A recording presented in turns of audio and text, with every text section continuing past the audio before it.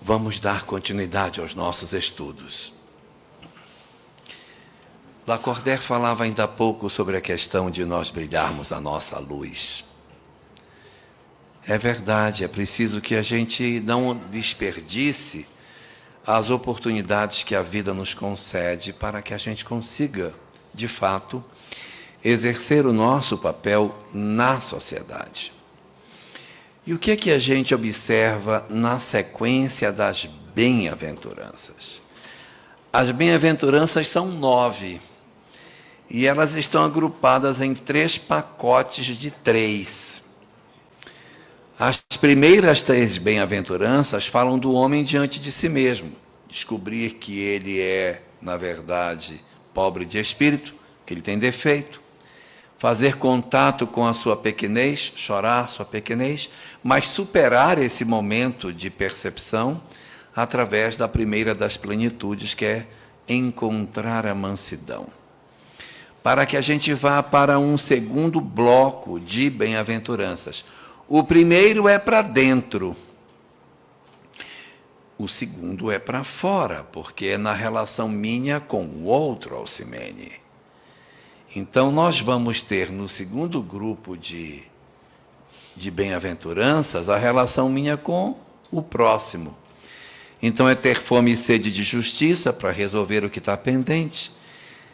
É oferecer misericórdia para que a gente consiga, de fato, resolver os nossos conflitos do que a gente praticou de errado ou que os outros nos praticaram, para que a gente alcance a segunda das plenitudes, que é a 6ª bem-aventurança.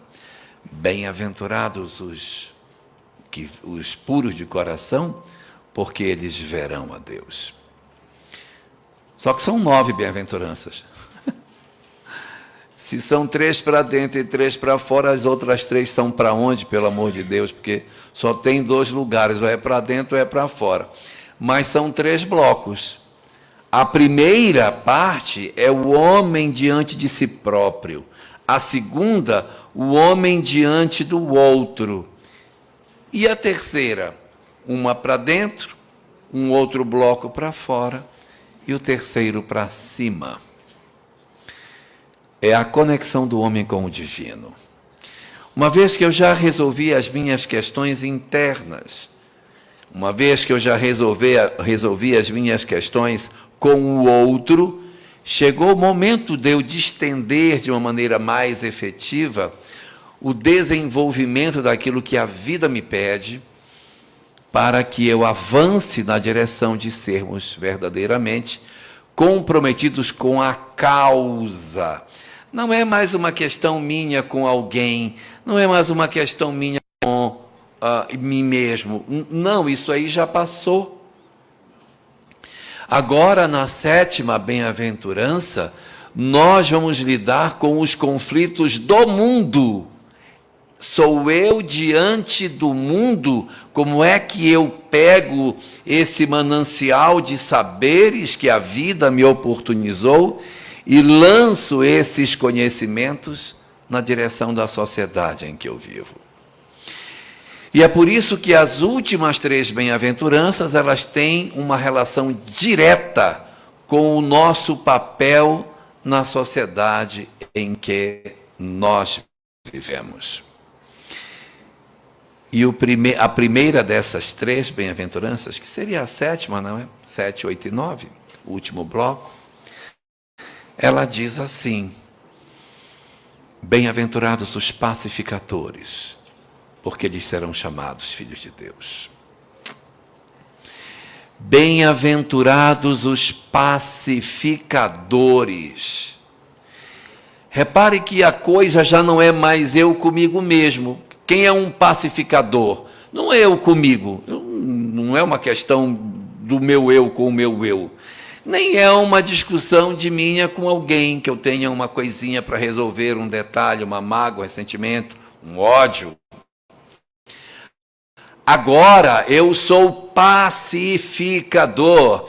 Bem-aventurados os pacificadores significa que bem-aventurados seremos nós todas as vezes que exercermos na nossa sociedade o papel de apaziguar os ânimos, de acalmarmos os ânimos. E muitas pessoas dizem assim, mas eu não sou nem da ONU, não sou nem presidente para estar fazendo paz, o povo está se matando, é guerra para tudo que é lado, é uma confusão doida. E eu nem tenho condição de resolver, não é? Eu nem tenho, porque eu não sou ninguém na fila do pão. O que eu vou resolver de paz no mundo? Sabe que está certo? A gente não vai resolver a paz do mundo. Não vai. Só que o mundo é uma preocupação do governador planetário. Essa preocupação não é minha, não, tá? Quem tem que se preocupar com a paz do mundo é Jesus. Por quê? Porque eu não tenho governança sobre o planeta. Mas isso não significa dizer que eu não possa ser um pacificador. Isso não significa que eu, de onde eu estou, não possa exercer alguma ação de pacificação. Uma vez que aqui nenhum de nós ignora que a paz do mundo começa em mim. A paz do mundo começa em nós, no sentido em mim, porque eu individualmente sou um contribuidor para a paz do mundo em que eu vivo. O processo da guerra que o planeta vive, e nós estamos hoje com 2 graves confrontos dentro do planeta, esse conflito que se estende entre as nações, ele é fruto do conflito que existe dentro da criatura humana. São os conflitos internos que eu tenho em mim que saem para o mundo promovendo os conflitos que o nosso planeta experimenta. São as minhas dificuldades emocionais que vai ecoando e construindo os conflitos que a nossa sociedade possui. Só que a gente não se dá conta disso. A gente quer criticar os grandes. Esses homens são um absurdo. Um homem desse tem que ser preso. Um homem desse tem que ser tirado do poder. Como é que pode? Mas eu não percebo que na minha área de influência, no meu mundinho pequeno, eu estou fazendo a mesma coisa. Porque eu brigo com o vizinho, eu brigo com a mulher, eu me desentendo com meus filhos. A minha casa, ela é também um espaço de desamor por conta da minha ação. E aí eu vou deixar uma dica para quem ainda não se descobriu. Atenção. Se quando você está fora de casa, e aí quando você abre a porta, está todo mundo na sala assistindo televisão, e você quando você entra na porta, o filho diz, vou fazer minha tarefa. Aí o outro, eu vou ligar para fulano. A mulher, vou preparar o jantar. E todo mundo desaparece da sua frente. Desconfie. Você pode ser um ponto de estresse da sua família. Se as pessoas se movimentam muito quando você chega, é porque você representa alguma espécie de perigo. As pessoas se ajeitam no sofá, estão deitadas, se sentam, fica todo mundo contido. Tem alguma coisa errada. Se ninguém se mexe da posição quando você entra, das duas uma. Ou você não oferece perigo para as pessoas, então, minha mãe chegou, meu pai chegou, tudo bem. Ou ninguém está nem aí para você, que aqui você morra, né? Que entrou um pedaço de pau, uma coisa que não tem valor nenhum. Então a gente testa para saber se as pessoas são indiferentes ou não, se é o primeiro caso ou o segundo. A gente abre a porta, ninguém se mexeu. Opa! Então, ou todo mundo se sente à vontade comigo, ou todo mundo está sem paciência, saturado da minha presença. Aí, quando você quer saber, você dá boa noite. Boa noite. Se ninguém responder, tenha certeza, ninguém quer saber. Está formado um clima de guerra que você não percebeu que sua família tem. Então, nós somos pacificadores, não é somente quando nós estamos na ONU fazendo um discurso, ou a gente se coloca na frente de um tanque de guerra. Não! Nós também somos pacificadores quando dentro dos nossos ambientes domésticos nós somos capazes de promover algum tipo de mudança no cenário em que nós estamos vivendo.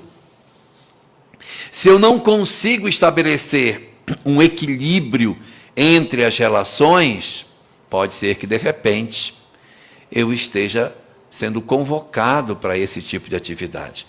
Às vezes a gente tem um problema dentro de casa, tem filhos que não conversam entre si, que não se falam, pai que não fala com filho, filhos que não falam com seus avós.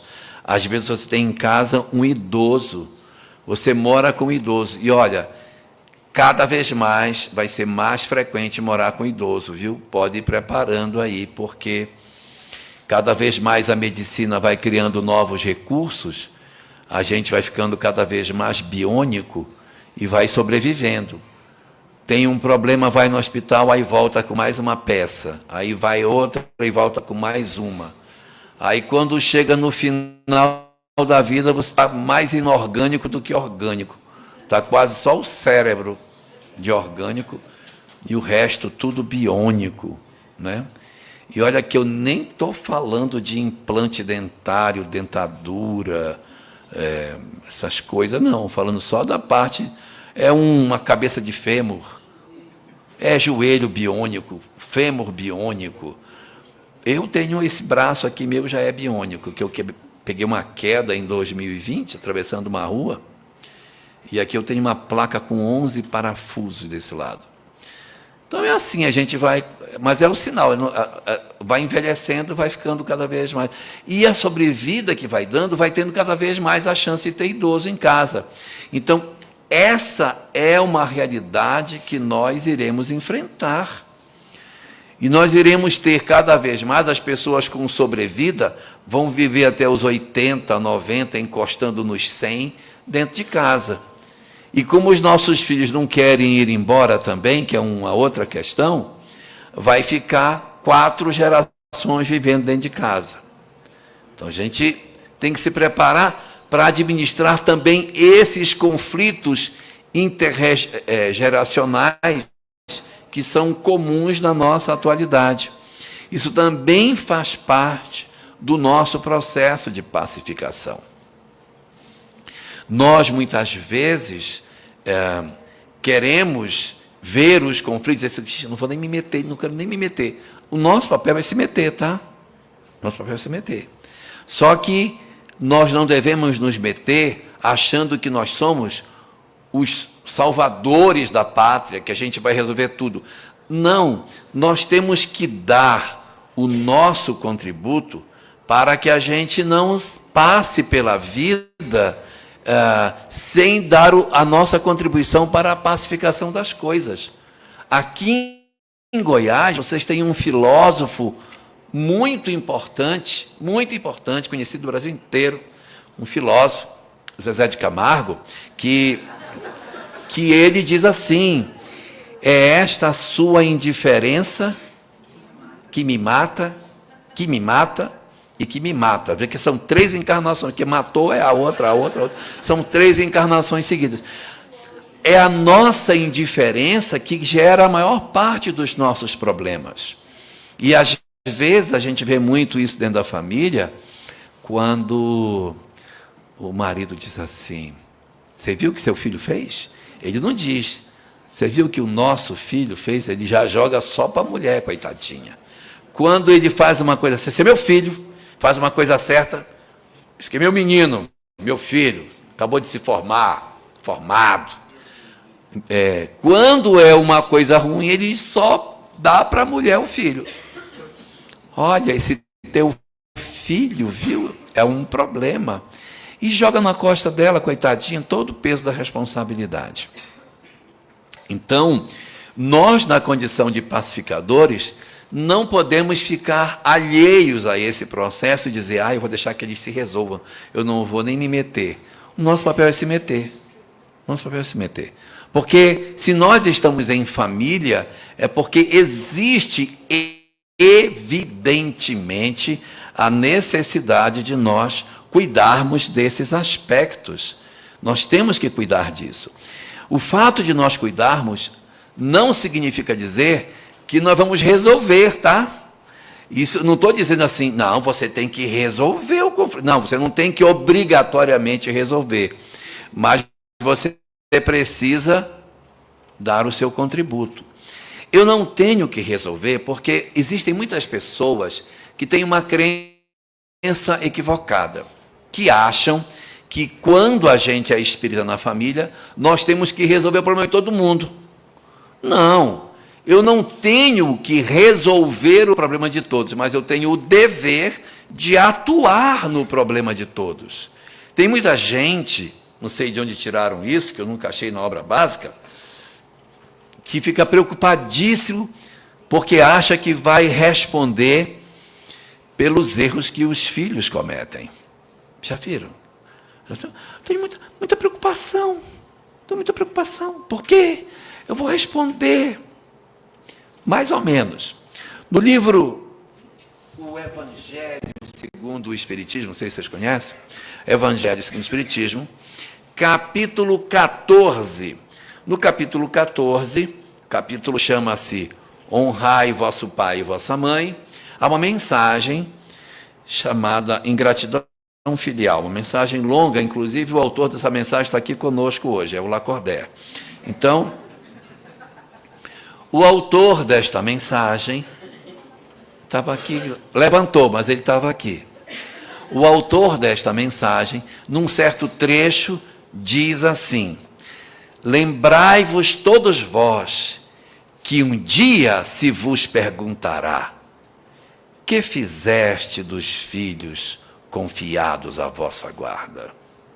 Está lá escrito isso. Repara que o texto não diz assim, lembrai-vos que um dia se vos perguntará, o que fizeram os filhos confiados à vossa guarda? Porque o que fizeram é problema deles. A pergunta é o que fizeste, porque o nosso papel é atuar sobre eles, mas não obrigatoriamente resolver o problema deles. Eu estou confundindo vocês com o que eu estou dizendo? O nosso papel é atuar. O nosso papel é atuar. Mas o que eles fazem, do que eu entrego para eles, aí já é responsabilidade deles. Mas se eu não entrego, aí a responsabilidade já passou a ser minha. É confuso isso que estou dizendo? Eu vou dizer de outra maneira. Livro dos Espíritos.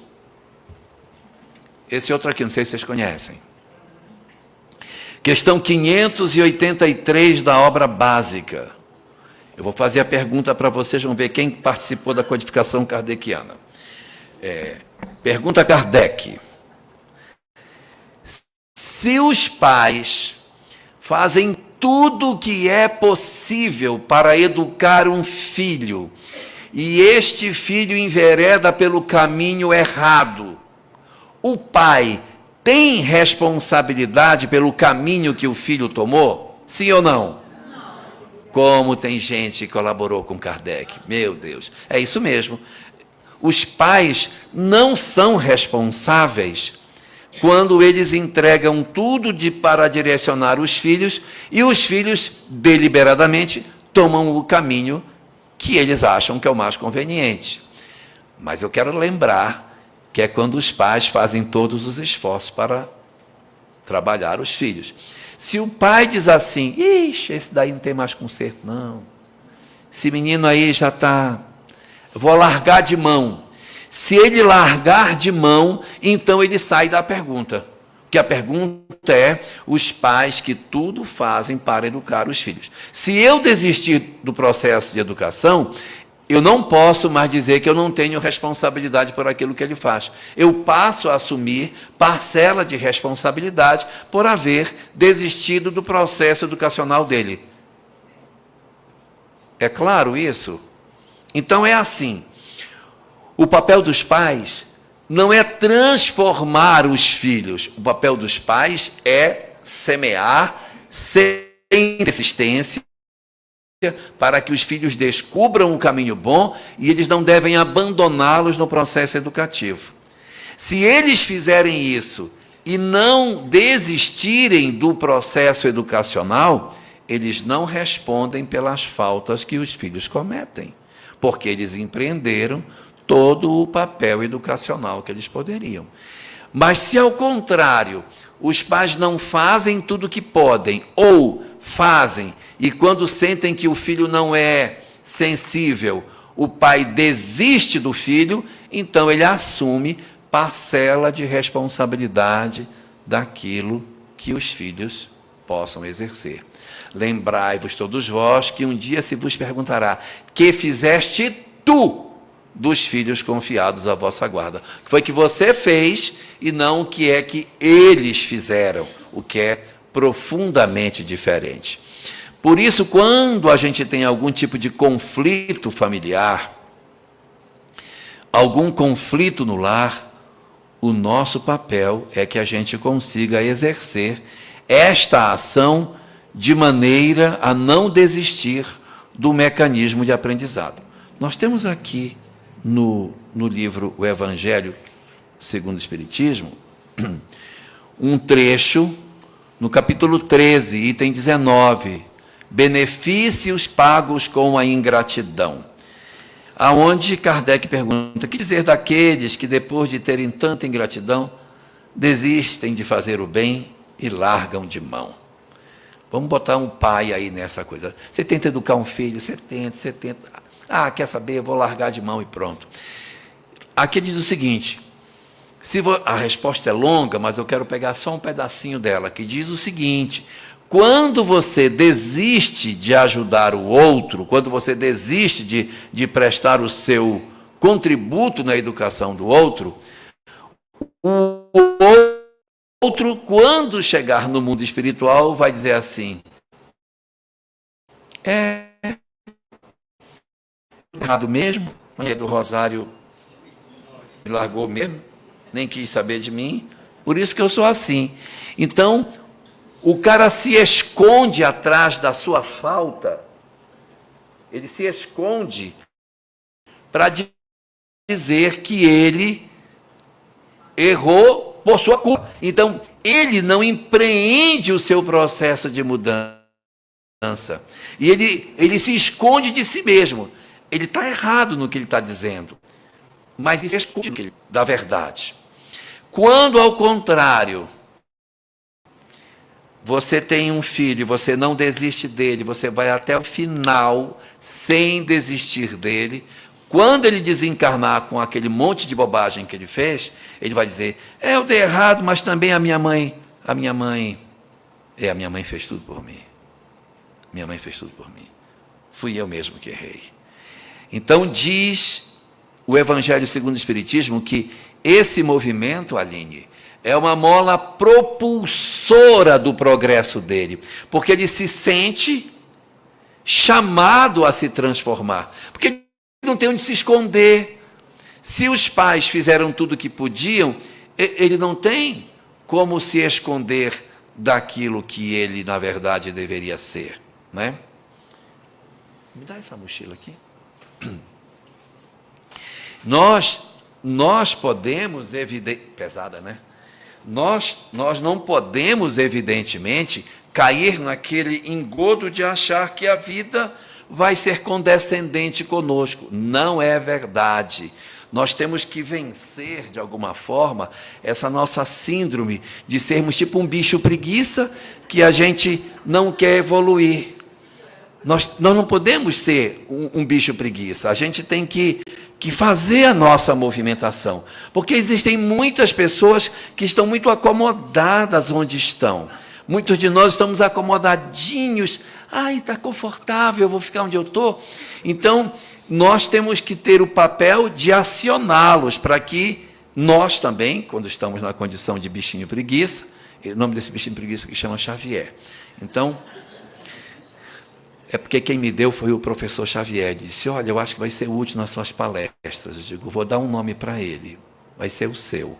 Então, o Xavier, ele, na verdade, tem toda esse conforto de estar movimentado. A gente precisa fazer o nosso processo de transformação. Não quer dizer com isso que tiver um conflito dentro de casa, um filho com um pai, ou um conflito nosso com um filho, que eu vou conseguir resolver. Talvez eu não consiga resolver, mas eu preciso agir para tentar resolver. E como é que a gente age? Para agir, e 41 livros, que é a questão que trata de como é que a gente lida com pessoas que pensam diferente de nós. E aí, resumidamente, a resposta, Carlos, diz o seguinte, que a gente não deve agir com violência, porque o outro pensa diferente de nós. Quanto mais eu agrido a pessoa, menos ela vai aceitar aquilo que eu quero dizer. Então, a gente tem o dever de alertar quem está errado, mas usando sempre da fraternidade. Eu não posso corrigir um filho que está errado, dizendo, você é um jumento, você é um imbecil, porque isso vai afastar. Ninguém consegue trazer uma pessoa para o bem usando as forças do mal. O bem não pode se valer do mal para se expressar. O bem só pode se valer do bem. Ah, mas vai demorar. Ah, que demore, meu filho. O problema é que a gente não pode ser que nem o Batman, que quer fazer a justiça usando das armas da violência. Eu não posso ser uma pessoa agressiva para tentar chegar nesse processo de mudança que as nossas almas precisam enfrentar na vida. Resultado, quando nós temos nas nossas existências a necessidade de mudança, a gente tem que saber entender que a gente tem que ir devagar, conversando com as pessoas, e não dá para a gente ser o Batman, né? Porque o Batman é que gosta de matar os outros, que bate, machuca. Eu não sou o Batman da minha casa, eu não sou o Batman. Então a gente vai, conversa. Ai, mas não funcionou. Não tem problema, é assim que é. Vocês viram Lívia no livro Há 2000 anos?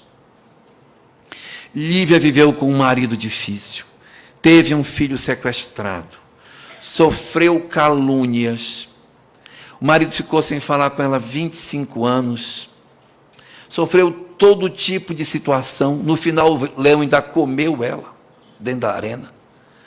E para quê? Quem olha pelo lado material diria, para nada. Porque foi uma besta, passou a vida inteira fazendo o bem, e o marido estava do mesmo jeito quando ela desencarnou. Mas não foi em vão. Porque depois da sua desencarnação, tudo que foi plantado brotou. Abigail não viu a mudança de Saulo. Ela não viu, ela desencarnou e não viu. Mas ela deixou a semente nele. E quando ele desperta, ela já não estava mais encarnada. Quinto Varro não viu a mudança de Tassiano no livro Ave Cristo, porque Quinto Varro vai desencarnar com aquelas 3 machadadas lá, e não vê a mudança do filho, mas o filho mudaria depois. Alcione não viu a mudança de Carlos, não é? Nem nós também, porque o livro acabou, a gente também não viu. Mas provavelmente ele mudou. Provavelmente ele mudou. Mas o que acontece? Uma vida de dedicação, ainda que você não colha os frutos, ela não é em vão. Porque as sementes ficam depositadas e esse indivíduo pode ter a sua transformação exatamente nos momentos que se seguem ao nosso processo de desenvolvimento. Então, ser um pacificador é um papel que a gente exerce não para ser o vencedor. Posso passar a existência inteira cuidando da minha família e não conseguir pacificar, não consegui, mas dei meu contributo. Exerci o meu papel e não fui vencido pela indiferença, não fui vencido pela nossa desistência da vida. Nem sempre a gente vai ter uma mudança da nossa família com a transformação que é possível viver dentro do lar. Às vezes não acontece. A gente sonha que vai conseguir que o marido pare de beber, que o filho pare de se drogar, que a nossa filha deixe de ter a vida promíscua que ela tem, que a nossa sogra... Tanto faz, aí tanto faz, né? Então, a gente espera que algo aconteça e esse algo não acontece. É verdade, pode não acontecer. Por quê?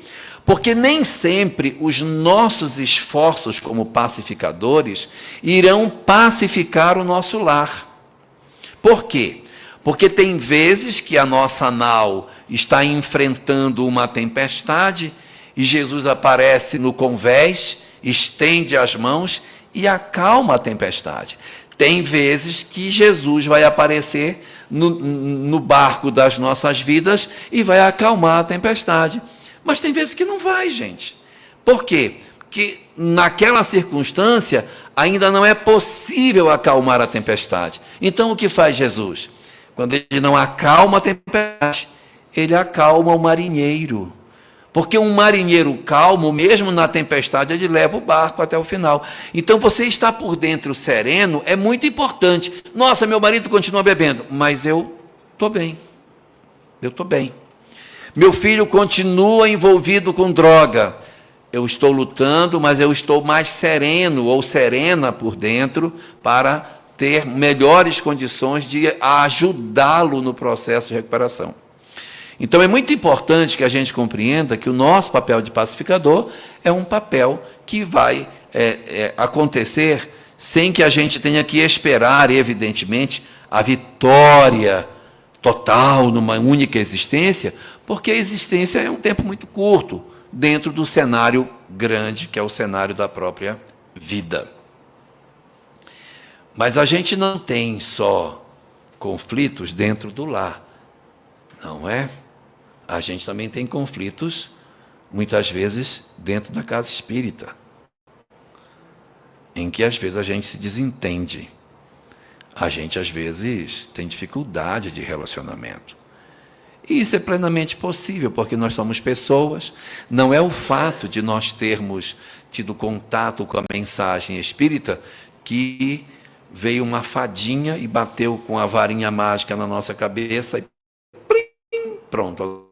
Agora você é um ser iluminado. Nós tivemos durante muito tempo no movimento espírita um processo muito doloroso chamado Síndrome de Nicodemos. O que é Síndrome de Nicodemos? Foi um elenco de sintomas que o nosso movimento teve, em que as pessoas achavam que elas estavam transformadas simplesmente porque elas tinham conhecimento espírita. O conhecimento espírita não determina que a pessoa evoluiu. O que o objetivo do espiritismo na verdade, a transformação moral, não é a transformação intelectual. Tem muita gente que acha que fulano você já leu esse, Não, isso não significa nada. É só um espírito atrasado, ilustrado, mas ele não é necessariamente um espírito evoluído. Ele só é mais conhecedor das coisas. Questão 900, anota aí, na questão, anota, Adriana, na questão 982 de O Livro dos Espíritos, Allan Kardec pergunta: é necessário crer na manifestação dos espíritos e fazer fé espírita para estar bem no mundo espiritual? O que é que vocês acham? É necessário que eu seja espírita para ficar bem do outro lado? Então eu posso ter um católico melhor do que eu do outro lado? Eu posso ter um protestante melhor do que eu do outro lado? Posso ter um ateu melhor que eu? Então, a doutrina espírita, ela não é um carimbo de passaporte para uma instância superior. O Livro dos Espíritos faz essa pergunta lá e os Espíritos dizem: se assim fosse, estariam deserdados todos os que não creem ou que não tiveram oportunidade de se esclarecer, o que seria um absurdo. Ponto. Aí você pergunta: e o que é que garante a boa sorte na vida futura? Aí ele responde depois do ponto: o bem é o que garante a boa sorte na vida futura, qualquer que seja o caminho que a ele conduza, inclusive do ateu. Então, na verdade, nós temos muito a crença de que a pessoa, porque ela conhece a doutrina espírita, ela está numa condição espiritual superior. Ela não está necessariamente.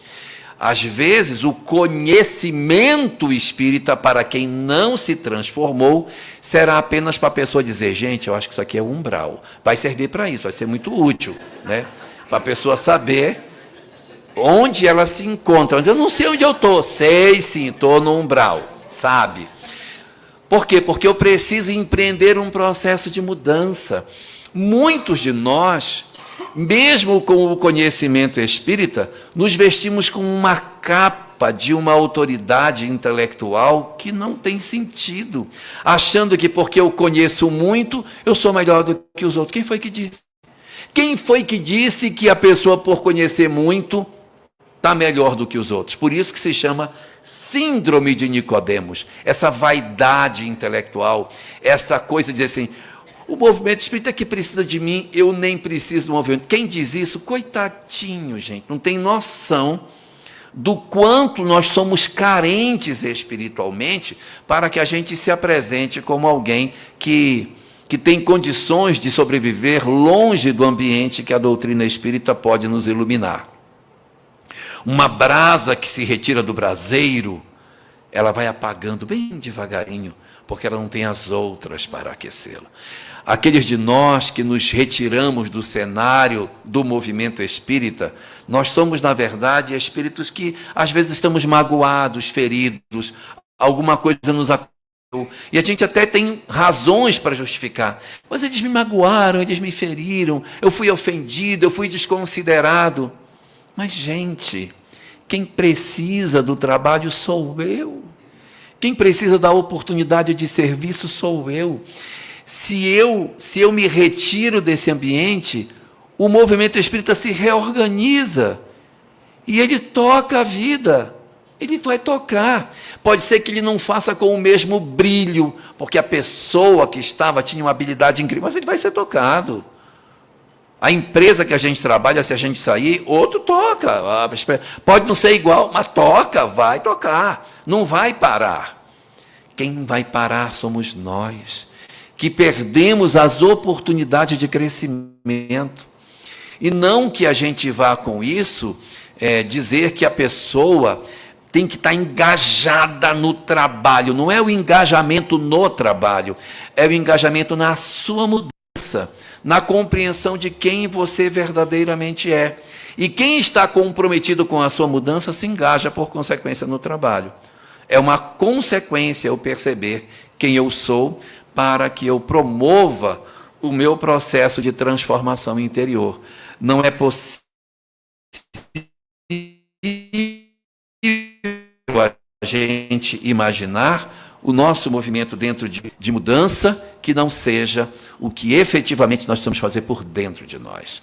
Não cabe esse tipo de pensamento, principalmente nas pessoas que já estão esclarecidas sobre o propósito. A gente se magoa, se fere, sofre, e como diz Joana de Ângeles no livro O Homem Integral, todo sofrimento decorre de um desequilíbrio emocional. Então, se eu estou em processo de sofrimento, é porque eu me desequilibrei, ou é uma mágoa, ressentimento, alguma coisa nesse sentido que está produzindo em mim o não aproveitamento dos meus processos de relacionamento e de crescimento individual. E o movimento espírita, ele hoje enfrenta uma dificuldade, Carlos, muito grave que a gente está vivendo. A nossa sociedade brasileira está vivendo um momento muito difícil de polarização política. E esta polarização política está querendo arrombar a porta do movimento espírita e entrar. E a gente precisa ter cuidado com isso. Por quê? Porque o movimento espírita ele não pode escolher lados. O espírita individualmente, a pessoa do espírita, ele pode ser de direita, de esquerda, do que ele quiser. Mas o movimento espírita nem é esquerda e nem é de direita. Sabe de onde ele é? É de cima. Então ele não tem lados. Ninguém pode vir para a tribuna espírita para defender ou para atacar a posição política que seja. E muitos conflitos que acontecem no ambiente religioso decorrem da tentativa de trazer para dentro do ambiente religioso as discussões que dizem respeito ao mundo lá de fora. Se eu quiser me candidatar, eu me candidato lá no partido. Se eu quiser gritar contra alguém, eu grito lá no partido. É lá o lugar para fazer isso, não é na tribuna espírita. Então, você gosta de política? Vá para o diretório, se inscreva, concorra, se candidate, vença e vá exercer suas questões lá. E quando exercer o seu papel político, leve o espiritismo para a política, mas nunca traga a política partidária para dentro dos arraiais espíritas. A gente não deve fazer isso. Isso é um crime, você querer contaminar o pensamento espírita com essas questões. Nós temos que ser pacificadores, Neuzinha.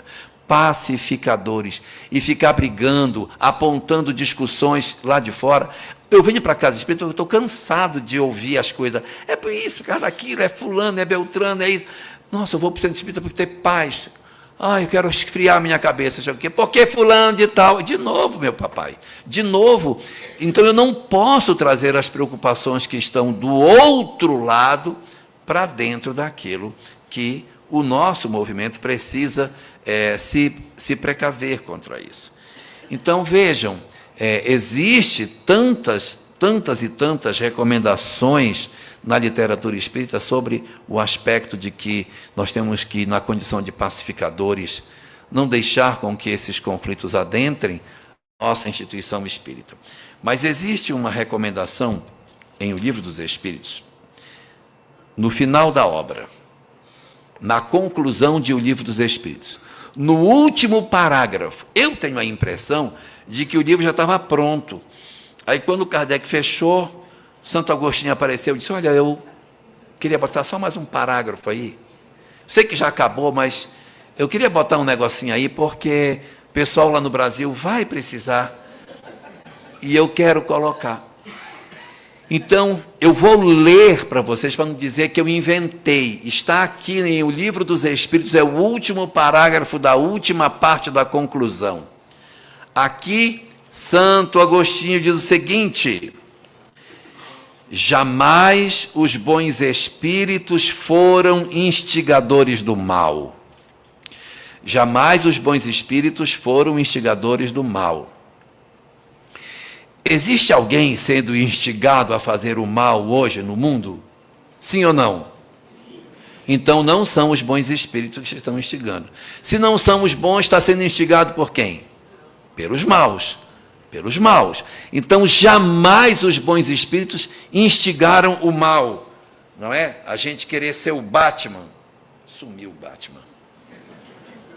Perdi o Batman. Tadinho, foi embora, deve ter ido para a Batcaverna. Jamais os bons espíritos foram instigadores do mal. Mas o que é o mal? Está aqui, olha, na sequência. Jamais aconselharam ou legitimaram o homicídio ou a violência. Então, se tem alguém estimulando o homicídio em qualquer fase da vida, desde a concepção até o último suspiro, não pode ser um bom espírito. Se tem alguém estimulando violência de qualquer espécie, pelo teclado, arma de fogo, arma branca, palavras, não interessa o que, é violência, não parte dos bons espíritos. Os bons espíritos não estabelecem a violência como forma de resolver as questões na nossa sociedade. Vai demorar, vai demorar, mas é para ser assim mesmo, para a gente resolver certo. Porque resolver com violência, com estupidez, com grosseria, não é papel de pacificador. Então eu vou reler. Jamais os bons espíritos foram instigadores do mal. Segunda, jamais aconselharam nem legitimaram o homicídio ou a violência. E por último, jamais excitaram os ódios dos partidos. Existe alguém excitando o ódio entre partidos hoje? Então não são os bons espíritos. Se não são os bons espíritos, eu posso asseverar que todos aqueles que se levantam para criticar, não interessa quem, para ofender quem quer que seja, está a serviço do mal, porque o objetivo do bem é lançar mão apenas do bem para a implantação do bem. Os bons espíritos não estimulam o ódio dos partidos e, portanto, acautelemo-nos das nossas publicações em redes sociais, da nossa agressividade. Exerçamos o nosso papel sem ódio. Você quer ser de um determinado segmento? Seja, mas não odeie o outro. Você quer ser do outro? Seja, mas não odeie o outro. Evite o ódio. Evite o ódio, porque a gente sabe pela reencarnação que quando a gente odeia, a gente nasce pertinho de quem a gente odeia. Você quer ser filho dele na próxima, odeie bastante para fazer parte da grande creche que ele vai ter na próxima existência. Então, procuremos manter a nossa atenção e evitar, tanto quanto possível, a violência nas nossas falas, porque o Espiritismo não é de esquerda e nem é de direita. O Espiritismo é de cima. Sejamos pacificadores para sermos chamados filhos de Deus. Muito obrigado.